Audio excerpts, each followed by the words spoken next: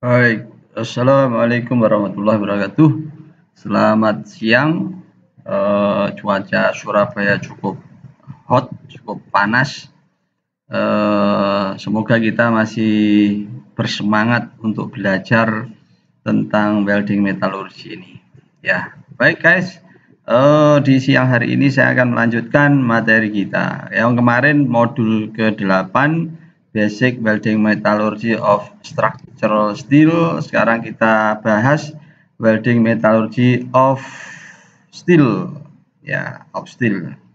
Nah, di sini di buku yang sudah saya sampaikan, di modul yang sudah saya sampaikan ke sampean atau bisa dilihat di Google Classroom, di modul 21 Welding Metallurgy of Steel ini isinya ya introduction and objective, tujuannya apa saja, kemudian steel metallurgy, properties of steel, heat affected zone, wet metal, dan summary-nya. Kurang lebih ada 1, 2, 3, 4 poin besar di pembahasan welding metallurgy of steel. Kenapa ini saya sampaikan? Karena ini menjadi sangat penting untuk membahas filosofis dari materi welding metallurgi. Nah, setelah ini nanti selesai, saya akan sampaikan slide yang pernah saya berikan di Google Classroom itu. Nanti akan saya rinci berdasarkan bukunya Shindoku Welding Metallurgi dari Shindoku. Ya, baik, kita mulai saja dulu. Nah, di sini di modul 21 Welding Metallurgy of Steel introduction-nya ya. Di sini dijelaskan bahwa ya steel itu memiliki properties requirement ya, yang utama adalah fracture toughness yang menjadi banyak pertimbangan di dalam aplikasi di industri ya. Kemudian juga di dalam pembahasan steel ini, di produksi steel yang baru itu menjadi tantangan tersendiri bagi para welding engineer untuk bisa melakukan pengelasan itu tanpa menyebabkan terjadinya problem-problem ikutan setelah proses pengelasan. Ya, diantaranya mereka harus bisa memilih welding consumable-nya. Kemudian juga harus ada pertimbangan develop prosedurnya yang bisa memberikan garansi properties dan bisa menghilangkan atau menghindari problem tentang retaan. Itu yang menjadi tema sentral terhadap pembahasan welding metallurgy of steel ya di modul 21. Ya. Ini menjadi penting buat kita. Nah, oleh karena itu ya pertimbangan-pertimbangan itulah yang menjadi pemikiran para ahli metalurgi ya, steel metallurgical design ya, untuk bisa membuat ya beberapa sifat yang nanti akan dihasilkan dari steel itu bisa dilakukan proses produksi yang mudah jika melibatkan proses pengelasan. Nah, kemudian di sini kita akan belajar apa itu? Ya, belajar pertama adalah structure of steel. Ya, structure of steel. Ini menjadi dasar dalam pemahaman proses metalurgi. Proses metalurgi itu kan efek dari panas itu nanti akan menyebabkan terjadinya perubahan. Adakah perubahan strukturnya? Ya.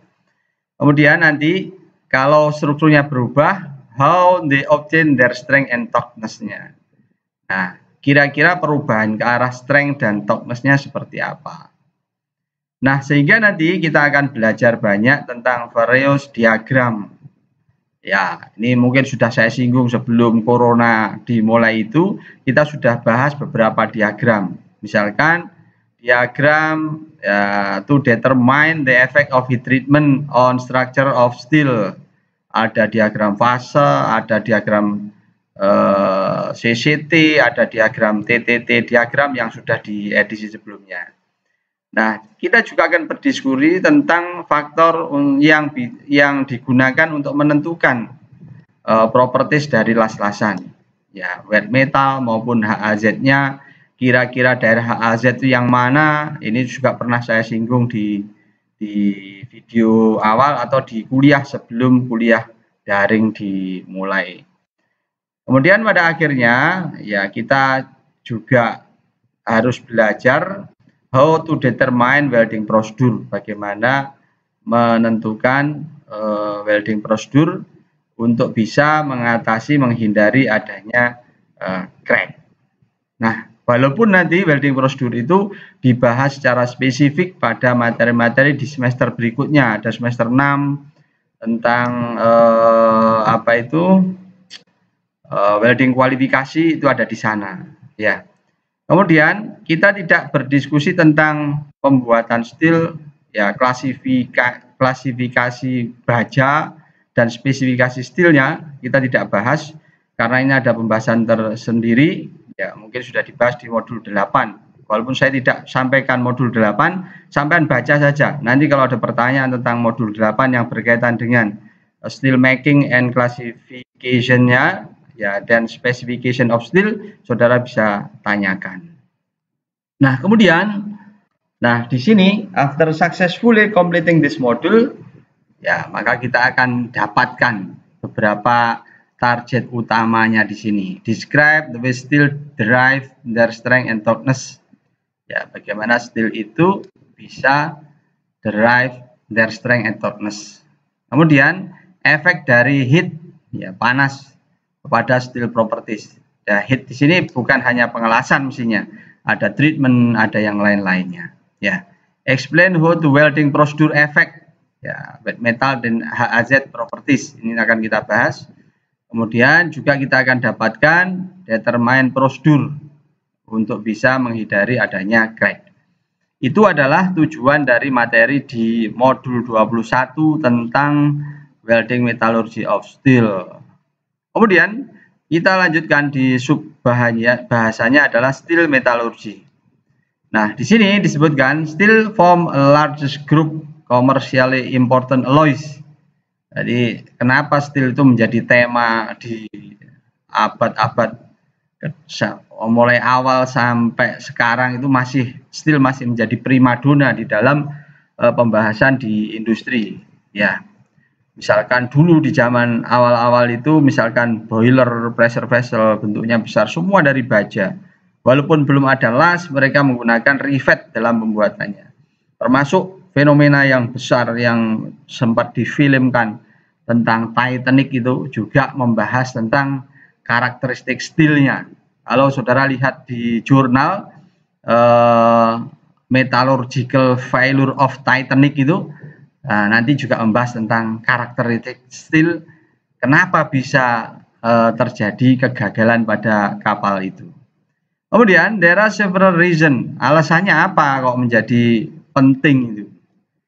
Nah, di sini disebutkan the great abundance of iron in earth crust. Ya, ini bisa di dunia, di bumi itu sebagai bagian yang paling besar. Relative ease, ya, paling mudah untuk diekstraksi dan biayanya murah. Whitening properties, ya, di sini juga sifat propertiesnya itu sangat luas penggunaannya. Result of solid state phase transformation. Kemudian other unique properties, ya, kadang memiliki sifat yang unik, misalkan ada magnetism, magnet bisa dimagnetisasi atau dia bisa bersifat magnet dan tidak magnet tergantung fungsi temperaturnya dan sebagainya. Itu kekhasan daripada steel, sehingga penggunanya juga banyak, metode pembuatannya juga banyak, variasi model steelnya juga sangat banyak, speknya diklasifikasi sangat banyak. Hampir seluruh negara-negara besar membuat klasifikasi tentang steel ini, misalkan ASTM, misalkan ASME, misalkan EN, misalkan JIS, misalkan British Standard dan sebagainya. Banyak melakukan klasifikasi terhadap produk yang namanya steel. Nah, kemudian steel alloy of iron and less than 2% karbon. Jadi baja itu adalah paduan. Paduan apa? Paduan antara besi dengan karbon. Berapa karbonnya? Maksimal 2%. Plus wide range of other element. Ini sudah sering saya sampaikan bahwa di dalam pembuatan baja itu ada istilahnya plain karbon, ya, ada istilah plain karbon,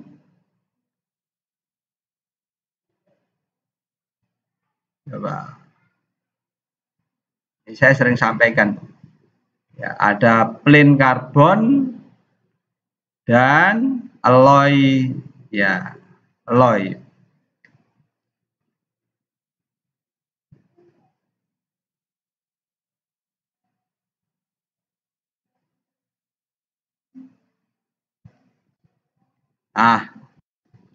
Ada bagian yang mungkin bisa kita lihat di slide, ya, slide yang pernah saya sampaikan itu pengelompokan dari steel. Coba saya carikan kalau ada.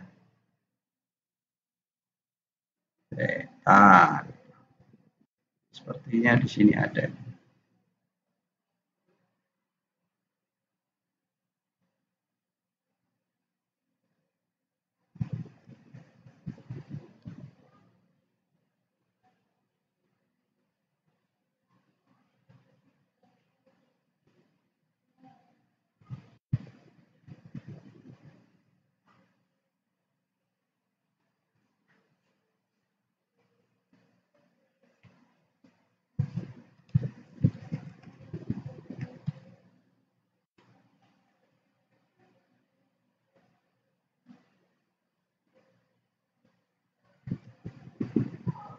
Sambil nyari dulu.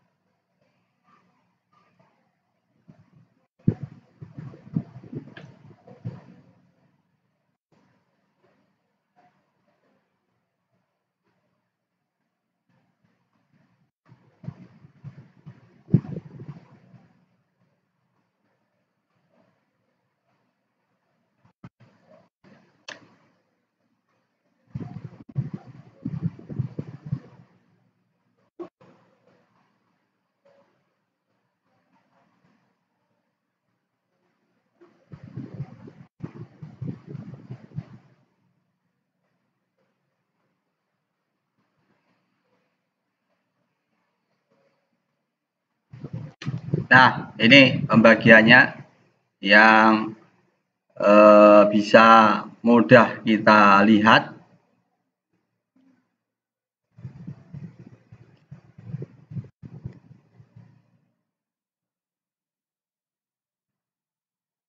Ini klasifikasi material tadi, ya.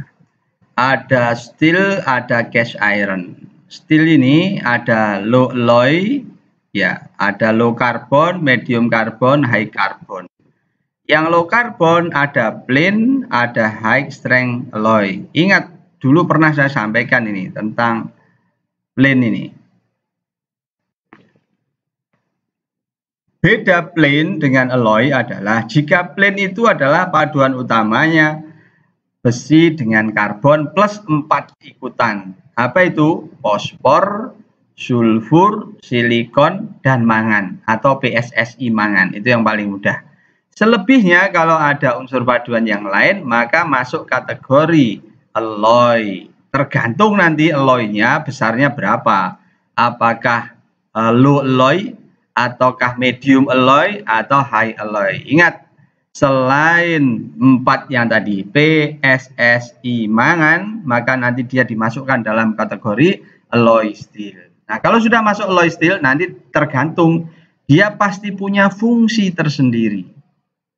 Fungsi tujuan utama ditambahkan paduan itu apa? Misalkan kromium dan nikel ditambahkan untuk jadi stainless steel. Nah, nanti kelompoknya adalah low, medium, dan nanti coba dilihat lagi materi yang pernah saya sampaikan. Kita balik lagi ke sini. Ya, kategorinya di sini tadi sudah disebutkan steel alloy of iron itu plus widening of element. Some of this added deliberate to import special properties and other are impurities not completely removed during the steel making process. Ya, kadang-kala impurities itu susah untuk dihilangkan. Seperti sulfur silikon itu juga impurities. Kegunaannya ada, kadang juga merugikan, makanya nanti sulit ya. Impurities not completely removed ya. Ya, di sini disebutkan not completely removed. Makanya ada modifikasi pembuatan baja dengan kodifikasi, misalkan tidak yang digit yang kedua itu biasanya adalah modifikasinya. Ditambahkan misalkan desulfurisasi. Ya, itu tambahan-tambahan untuk mengurangi, dihilangkan susah. Element may be present in solid solution or combined as intermetallic compound with iron, carbon, or other element. Some element, namely carbon, nitrogen, boron, hidrogen, ya, form interstitial solution. Ya, ingat interstitial itu adalah jika ukuran atomnya lebih kecil dari atom utama. Dia tidak menempati tempat-tempat atom utama seperti yang pernah saya sampaikan. Dia nyelip di sela-sela antara tempat-tempat atom itu. Ya, namanya interstitial solution with iron. Whereas other such as mangan and silicon form substitutional solution. Kalau substitution berarti ukuran bentuk atomnya hampir sama. Dia menempati tempat atom yang hilang atau menggantikan tempat atom yang utama. Ya, namanya substitusi. By the limit of solubility, this element may also form intermetallic compound with iron or other element. Tergantung berapa ya batasan kelarutannya itu. Ya, nanti bisa sudah pernah kita sampaikan. Iron has a special property existing in different crystallographic form the solid state. Nah, ini utamanya iron. Iron kan besi. Ya, besi itu kalau besi murni dibagi menjadi beberapa temperatur. Misalkan antara 0 sampai 910. Itu fase strukturnya adalah BCC. Ya, kemudian antara 910 sampai 1400-an itu VFCC. Di atas 1400-an balik sampai mencair itu balik lagi ya menjadi BCC lagi. Maka model bentuk yang seperti ini disebut dengan alotropik. Ya, alotropik. Dia punya struktur yang berbeda-beda. Dia dapat berubah ketika dipanaskan dari BCC, FCC, BCC. Ketika didinginkan dari cair, dia dari BCC, FCC, balik lagi ke BCC. Nah, kemudian di sini disebutkan the phase center cubic form closed pack structure, closed pack. Ya, HCP nih, hexagonal closed pack, being more dense. Memiliki lebih rapat dibanding body center cubic form. Jadi yang close pack itu FCC lebih rapat strukturnya dibanding yang BCC. Konsekuensinya adalah ya iron will actually contract as it is heated above 910 derajat Celcius when the structure transformation take place. Sebagaimana diilustrasikan pada halaman berapa? Figur 1.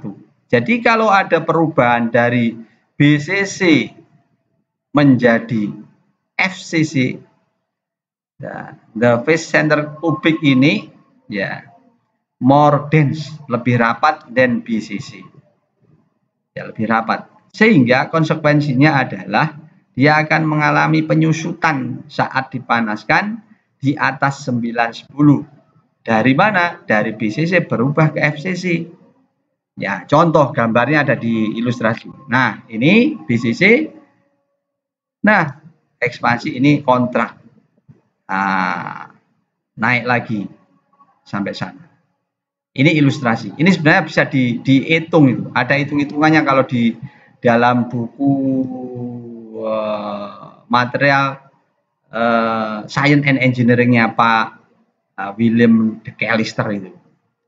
Ya, baik, sampai di sini dulu. Ya, di sini disebutkan di figur 1, hitting a bar of iron cause of expand, but when transformation occur from BCC structure to the FC structure, small contraction take place. Ada penyusutan volumetric di situ.